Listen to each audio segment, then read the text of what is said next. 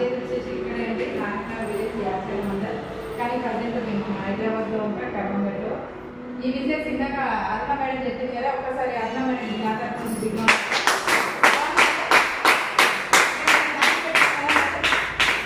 చెప్పిందా మీకు?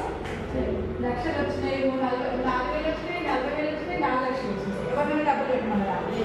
ఏం పెట్టలే కదా.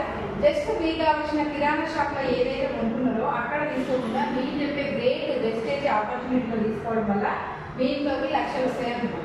ఫస్ట్ 1,00,000 రూపాయలు అంటే నమ్మము, అవునా కదా? కానీ 4,000 వస్తే అయితే నమ్ముతామా లేదా? 4,000 మనకు వచ్చినాక మన చుట్టుపక్కల చెప్పొచ్చా లేదా?